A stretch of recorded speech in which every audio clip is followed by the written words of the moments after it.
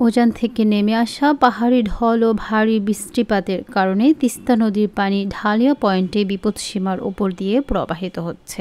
শুক্রবার ৮ আগস্ট রাত ৯টার দিকে এই পয়েন্টে পানির সমতল রেকর্ড করা হয়েছে ৫২.১৫ মিটার, যা বিপদসীমার ওপরে।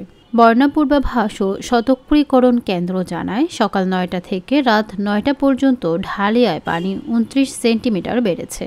বর্তমানে পানি ধীর গতিতে বাড়ছে। আবহাওয়ার পূর্বাভাস জানায়, তিস্তা অববাহিকায় আগামী ৭২ ঘন্টায় ভারী বৃষ্টিপাতের সম্ভাবনা রয়েছে।